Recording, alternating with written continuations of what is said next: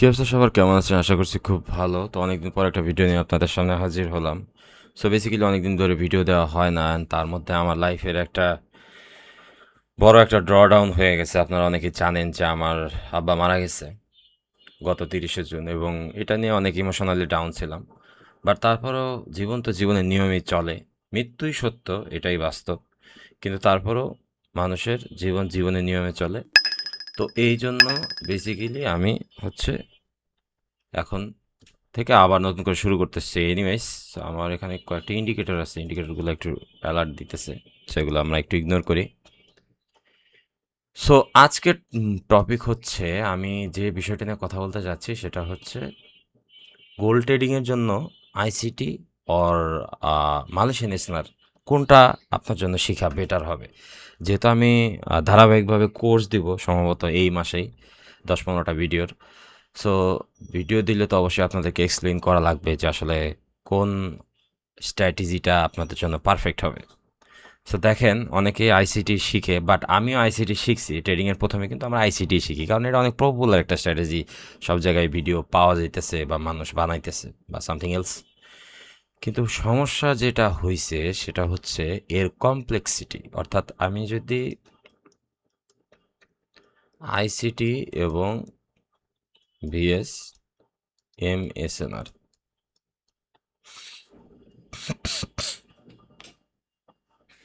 Sorry, তো এখন এই এই যে বিষয়টা, এখানে মূল বিষয়টা হচ্ছে যে আইসিটি হচ্ছে একটা কমপ্লেক্স স্ট্র্যাটেজি। ধরেন আপনি যদি আইসিটি শিখেন বা শিখতে চাচ্ছেন অথবা শিখতেছেন রাইট নাও, আপনি কিন্তু দেখবেন যে এটার কমপ্লেক্সিটিটা অনেক বেশি। একটা একটা টপিক নিয়ে আইসিটির অনেক টপিক, অনেক অনেক স্ট্র্যাটেজি, অনেক টপিক। তো এত টপিক মানে আয়ত্ত করে ট্রেডিং করাটা এটা খুবই ইম্পসিবল একটা ব্যাপার। ধরেন যে একটা স্ট্র্যাটেজি যেটা আমরা সবসময় দেখছি বা আমি নিজেও শিখছি এবং ট্রাইও করছি, কিন্তু এটা আমাদের জন্য মানে ফেভার করে না। সেটা হচ্ছে যে আমেরিকাতে যখন মার্কেট খুলে, অর্থাৎ বাংলাদেশ সময় সন্ধ্যার সময় আমেরিকান সেশনটা যখন ওপেন, নিউ ইয়র্ক ওপেন যেটাকে বলে আর কি। তো সেই সময় যদি আপনি দেখেন যে একটা প্যাটার্ন হচ্ছে, মানে লিটারেলি এই আইসিটির ইয়েতে, যেমন ধরেন যে এখানে একটা ব্লক আছে, বা আমরা আইসিটিতে বলে যে ওয়ার্ডার ব্লক বলে এটাকে, বাট আমরা মালয়েশিয়ান স্নারে এটাকে স্ট্রাইট একটা এঙ্গালফিং ক্যান্ডেল বলি। তখন আপনি বলেন যে এঙ্গালফিং দিয়ে বোঝাটা সহজ হইল নাকি এই ওয়াটার ব্লক দিয়ে বোঝাটা সহজ হইল? অবশ্যই এঙ্গালফিং ক্যান্ডেল, কারণ এঙ্গালফিং ক্যান্ডেলটা অনেক পপুলার, আমরা এটাকে চিনি। কিন্তু এখন ওয়াটার ব্লক যদি আমি বলি যে এইখানে একটা ওয়াটার ব্লক আছে, এইখানে একটা ওয়াটার, সরি, এখানে একটা ওয়াটার ব্লক আছে, এখানে একটা ওয়াটার ব্লক আছে, এখন আপনি ধরবেন কোনটা? তাই না বিষয়টা? আরও অনেক কাহিনী করতে হবে। যেমন ধরেন যে এখন কোন ওয়াটার ব্লকটা কাজ করবে সেটার জন্য আমাদেরকে প্রিমিয়াম অ্যান্ড ডিসকাউন্ট দিয়ে আবার ফিবোনাচিতে ধরতে হবে। কিন্তু এইটার ক্ষেত্রে হয় কি, যে ধরেন একটা প্যাটার্ন হইছে, ওই প্যাটার্ন থেকে আমরা ট্রেড নিব, সেখানে আমাদের স্ট্রাকচার শিফট করছে কি না, তারপরে ইনভার্সন ফেয়ার ভ্যালু গ্যাপ হয়েছে কি না, একটা ফেয়ার ভ্যালু গ্যাপ ডিসপেক্ট করার পর যখন আবার উপরে গিয়ে সেটাকে ইনভার্সন করছে কি না, এবং সেখান থেকে টাইম জোন মিলায়া, ম্যাক্রো মিলায়া, এত কিছু কাহিনী কইরা ভাই ট্রেড করা আসলেই কি সম্ভব? মানে আপনাদের ব্যক্তিগত মতামত কি? আমার ব্যক্তিগত মতামত হচ্ছে এটা কখনোই সম্ভব না। কারণ লাইক এরকম যদি হয় যে ট্রেডিংটাকে এত কমপ্লেক্স করার জন্য, মানে এত কিছু যদি আমাদের করতে হয়, তাহলে লাইক এটা আসলে একটা, মানে কি বলবো, টোটালি একটা ব্যাপার। কিন্তু সেক্ষেত্রে আপনি যদি মালয়েশিয়ান স্নারকে দেখেন, যে আমরা সিম্পলি শিখছি কি, একটা ভি শেপ এবং একটা A shape, A shape SNR, V shape SNR, এই দুয়োটাই হচ্ছে সেম জিনিস। এখানে একটা বেয়ারিশ এঙ্গালফিং ক্যান্ডেল থাকবে, এখানে একটা বুলিশ এঙ্গালফিং ক্যান্ডেল থাকবে। এটাই সাপ্লাই জোন, এটাই হচ্ছে ডিমান্ড জোন। তাহলে আমাদের মানে জিতলাম আমরা কোন দিক দিয়ে? আমরা কিন্তু এমএসএনআর দিয়েই জিতলাম, কারণ আমাদের গোল্ডের জন্য বেসিক্যালি এই স্ট্র্যাটেজিটাই সব থেকে বেশি প্রেফারেবল। এখন গোল্ডের জন্য কেন প্রেফারেবল সেটা নিয়ে একটু পরে আসতেছি। সেকেন্ড থিং হচ্ছে যে ধরেন আপনি আইসিটিতে যখন যাবেন, আইসিটির হচ্ছে অনেক ড্রয়িং করা লাগে। যেমন ধরেন যে আপনার এমন এমন ড্রয়িং যেটাকে আপনি মনে করেন যে একটা একটা সিস্টেমেটিক ওয়েতে ড্রয়িং করলেও হয়, কিন্তু এখানে এমন কিছু ড্রয়িং করতে হবে যেটার জন্য আপনার মানে ফোকাসটা নষ্ট হয়ে যাবে।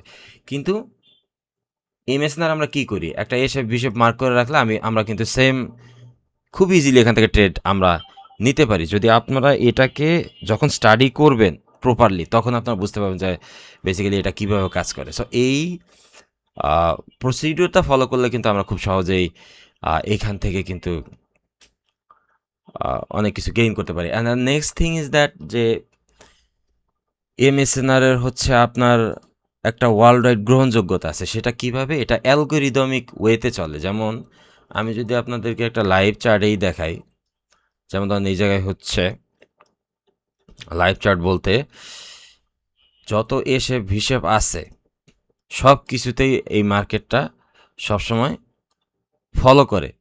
যেমন এইখানে আমি একটা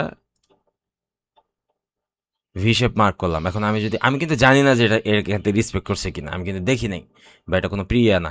বাট এখান থেকে যদি আমি দেখি, তাহলে দেখেন যে এখান থেকে অবশ্যই মার্কেটটা রিসপেক্ট করছে, ঠিক আছে? অথবা আপনি যদি এখান থেকে আরও টাইম ফ্রেম শিফট করেন, আপনি অনেক দেখবেন যে এই সব জায়গা থেকে রিসপেক্ট করছে। কিন্তু আমাদের আরও রুলস আছে। যেমন ধরেন যে এমএসএনআর থেকে যখন আমরা ধীরে ধীরে এখান থেকে এগুলা রুলস সম্পর্কে জানবো, যে একটা এসএনআরকে মানে মার্কেট কতবার রিসপেক্ট করে, যে একবার, দুইবার, তিনবার বা কতবার ইউজ করা যায়। তো সেই জিনিসগুলো যখন আমরা শিখবো, তখন আমরা ইজিলি কোন এসএনআরটা আমাদের জন্য পারফেক্ট সেটা আমরা কিন্তু ধরতে পারবো। যেমন ধরেন যে এখানেও ছিল, কিন্তু সবসময় যে সব এসএনআর রিসপেক্ট করে বিষয়টা এমন না। বাট তারপরেও কিন্তু আমাদের জিনিসটা ওইভাবেই ক্যাচ করতে হবে। আচ্ছা, এবার আসি মূল কথায়, যে টাইম ফ্লেক্সিবিলিটি। অর্থাৎ আপনি যখন গোল্ডে ট্রেড করবেন বিভিন্ন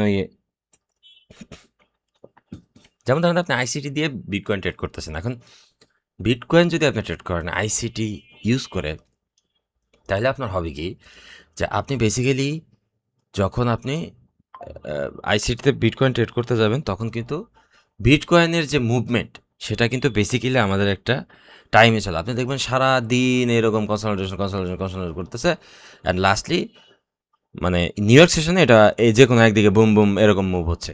তো এখন এইসব মুভ ধরার জন্য অবশ্যই আপনাকে আইসিটি সেই কমপ্লেক্স নিয়মগুলো কিন্তু আপনাকে জানতে হবে। অ্যান্ড রাদার দেন আপনি যদি গোল্ড ট্রেড করেন, আর গোল্ড ট্রেড করে কারা? গোল্ড তো কোনো নর্মাল জিনিস না। গোল্ড হচ্ছে একটা মেটাল, প্রেসিয়াস মেটাল বলে যেটাকে। সারা বিশ্বে বড় বড় যত ট্রেডার, যত বাজার, গোল্ডের তো আলাদা সুক আছে, মানে শোক বলে যেটাকে, দুবাই গোল্ড সুক। তারপরে হচ্ছে যত স্বর্ণকারের দোকান বা বাজার, গোল্ডের তো আলাদা একটা মানে একটা লেজেসি আছে। তো এই লেজেসি সবসময় কাজ করে গোল্ডের জন্য। আর মালয়েশিয়ান নেশনের একটা মেইন ইফেক্টিভ ওয়ে সেটা হচ্ছে যে এটা টোটালি একটা অ্যালগরিদমে কাজ করে। আপনি ধরেন যে আমরা যদি ধরেন এসএনআর দিয়ে একটা ট্রেড আমরা করতে চাই, তাহলে আমরা দেখব যে ঠিক এই জায়গাতে অনেকগুলো অর্ডার আছে, বেয়ারিশ অর্ডার বলে যেটাকে। যারা আপনারা অর্ডার ফ্লো সম্পর্কে পড়াশোনা করছেন তারা জানেন, এখানে অনেকগুলো পেন্ডিং বেয়ারিশ অর্ডার থাকে। যে মার্কেট যখন এই লেভেলে আসে, তখন এই বেয়ারিশ অর্ডারগুলো এক্সিকিউট হলে এটা সেল শুরু হয়, ঠিক আছে? এটা ফার্স্ট টাইম মার্কেট রিসপেক্ট করে, কিন্তু কিছু কিছু সময় রিসপেক্ট করে না। যেমন ধরেন আমি যদি আপনাকে দেখাই, আজকের কাহিনীটাই দেখাই। আজকে দেখেন কি হয়েছে, যে এইখানে একটা শার্প শেপ ছিল আমাদের। আপনি 4 আওয়ারে বলেন আর হচ্ছে 1 আওয়ারে বলেন, এখন অনেক ট্রেডার হচ্ছে এইখানে মানে অর্ডার সেট করে বসে আছে, তারা যেখান থেকে ট্রেড নেবে। কিন্তু মার্কেট যেটা করছে, মার্কেট কিন্তু এখানে রেসপেক্ট করে নাই, মার্কেট এটা ব্রেক করে চলে গেছে। এখন যতটুকু রেসপেক্ট সে করছে, ততটুকুতে অল্প কিছু পরিমাণ সে দিয়ে গেছে। And next thing is that তারা আবার পুশ করে উপর দিকে নিয়ে গেছে। এখন এটা কেন করছে? এটা করার কারণ হচ্ছে আমাদের সেশন টাইমিং। অর্থাৎ আমেরিকাতে যে সেশনটা চলতেছে, ঠিক সেম সেশনেই এটা ওই সময় পুশ হয়েছে। অর্থাৎ আজকে গোল্ডের যে কাহিনী, আমি যদি আপনাকে একটু দেখাই, gold surge 3% as US treasury announce hurt yields $। অর্থাৎ আজকে ট্রেজারি বন্ডের জন্য আমেরিকা একটা নতুন নিয়ম চালু করছে, যার কারণে মানে যারা এই ট্রেজারি বন্ডে ইনভেস্ট করছে তাদের হচ্ছে কোনো ধরনের মানে পে ব্যাক, তারা বাইব্যাক বা পে ব্যাক দেওয়া হবে না। ঠিক আছে, এখানে লেখা আছে দেখেন বাইব্যাক। তো এই পে ব্যাকটা যদি না দেয় তখন মানুষ চিন্তা করে যে এই ডলারে ইনভেস্ট করে আমাদের আর লাভ নাই, আমরা এখন গোল্ড অথবা বিটকয়েন টিটকয়েন যা আছে আমরা এইগুলাতে ইনভেস্ট করার চেষ্টা করি। তারা মূলত ওইটাই করছে, অ্যান্ড যার কারণে গোল্ডের আজকে এই লাভটা দিছে। And as you can see here, যেখানে কোনো ধরনের কোনো এসএনআর কাজ করে নাই। এই জন্য আমাদের খেয়াল রাখতে হবে যে বড় বড় কোনো এসএনআর আছে কি না আশেপাশে। এগুলা তো ডিরেসপেক্ট করছে। আমরা লেফট সাইডে যদি দেখি অনেকগুলো এসএনআর কিন্তু আমাদের আছে। যেমন ধরেন আজকে এই যে এসএনআরটা, এই যে এসএনআরটা, ঠিক আছে, মানে ডেলি, এটা এই ডেলি ক্যান্ডেলটা দেখবেন যে এই এসএনআর নিচে ক্লোজ করার সম্ভাবনা খুবই প্রবল। ঠিক আছে, খুবই প্রবল, কারণ এখন ডেলি ক্যান্ডেল হচ্ছে আপার উইক বানাইতেছে। এগুলো অনেক অ্যাডভান্স টপিক, আমরা আপনাদেরকে আরও পরে শেখাবো বিষয়টা। যেমন ধরেন এখানে এটা একটা 4 আওয়ার এসএনআর, খুবই ইফেক্টিভ। এটা 4 আওয়ার এসএনআর, খুবই ইফেক্টিভ। এটা এগুলো সব শার্প ভি, এরা মাথা দেখছেন অনেক চোখা। তো এই সব জায়গা থেকে মার্কেট কিন্তু অবশ্যই সে একটা বাউন্স করবে। এটা হচ্ছে মার্কেটের একটা নিয়ম, এটাই হচ্ছে পিওর অ্যালগোরিদম। আপনি আইসিটিতে যত অ্যালগোরিদম বলেন এগুলার আসলে আমার মনে হয় না কোনো ভ্যালু আছে। ঠিক আছে, তা এই জন্যেই আপনারা এটা করবেন। আর আমার একটা সাজেশন থাকবে যে সবসময় একটা জিনিস শিখবেন, একটা জিনিসের প্রতি মাস্টার হবেন। আপনি আইসিটির অনেক কিছু জানেন, আপনি আপনি water block, fair value gap, তারপরে কিল জোনের বিভিন্ন স্ট্র্যাটেজি সম্পর্কে জানেন, স্ট্যান্ডার্ড ডিভিয়েশন জানেন, তারপরে আইসিটির যে আরও অনেক নানান ধরনের, কারণ উনি তো একটা দুইটা ভিডিও না, উনি লাইক 700-800 ভিডিও ক্রিয়েট করছেন। মানুষটা এত পরিমাণ কনফিউজ করছে যে সেটা বলার বাইরে। কিন্তু আপনি যদি যে পেয়ারের জন্য যে স্ট্র্যাটেজিটা আইডিয়াল, ওইটা যদি আপনি মাস্টার হইতে পারেন তাহলে কিন্তু আপনার ট্রেডিংয়ের গ্রহণযোগ্যতা বাড়বে ধীরে ধীরে, এবং আপনি নিজের প্রতি কনফিডেন্ট ফিরে পাবেন যে লাইক আমি এই স্ট্র্যাটেজিটা করলে কিছু একটা হবে আমার লাইফে। ঠিক আছে, তো এই হচ্ছে বিষয় আশয়। তো আজকের মতো এই পর্যন্তই। আমি কালকে অথবা তারপরের দিন একটা ভিডিও বানাবো, সেটা হচ্ছে স্টোরি লাইন, অর্থাৎ আপনি মার্কেট দেখে কিভাবে বুঝবেন যে মার্কেটটা কোন দিকে যাইতে পারে। এটাকে বলে মালয়েশিয়ান স্নার, এটাকে বলে স্টোরি লাইন। ঠিক আছে, যদিও এটা আমি ব্যক্তিগতভাবে ইউজ করি না, কারণ আমি হচ্ছে ডে ট্রেডার। ডে ট্রেডারদের জন্য আসলে স্টোরি লাইনের দরকার নেই। ঠিক আছে, আমরা স্টোরি লাইন ইউজ করি না, আমি ব্যক্তিগতভাবে ইউজ করি না, বাট তারপরেও আমি একটা টিউটোরিয়াল বানাবো যে স্টোরি লাইনটা আসলে কীভাবে যায়। যেমন ডেলি রিজেক্ট ডেলি, এখানে একটা ডেলি এসএনআর আছে, মার্কেটের দিক দিয়ে ঘুরে এসে আবার ডেলিরে রিজেক্ট করে উপর দিকে চলে গেল। ঠিক আছে, এটাকে বলে ডেলি রিজেক্ট ডেলি, DRD। ঠিক আছে, এগুলো অনেক কনসেপ্ট আছে মালয়েশিয়া এসএনআরে, অনেক কনসেপ্ট। কিন্তু আপনার বিষয়টা হচ্ছে যে আপনি যখন এগুলো একবার দেখবেন একবারই বুঝে যাবেন, একবারই বুঝবেন, খুবই ইজি। DRD আছে, তারপরে WRW আছে, অর্থাৎ উইকলি রিজেক্ট উইকলি। এগুলো হচ্ছে স্টোরি লাইন, অর্থাৎ মার্কেট একটা লং টার্মে কোন দিকে যাইতে পারে সেই বিষয়ে। ঠিক আছে, তো আজ এই পর্যন্তই। আশা করছি ভিডিওটা আপনাদের ভালো লাগছে। ও আবার এগুলো আমার একটু পার্সোনাল ইন্ডিকেটর, যার কারণে এগুলো একটু অ্যালার্ট দিচ্ছে। ইন্ডিকেটর সম্পর্কে আমি আরও বিস্তারিত আপনাদেরকে জানাবো, কারণ হচ্ছে অনেক ইন্ডিকেটরই আমার এখানে বিল্ড করা আছে।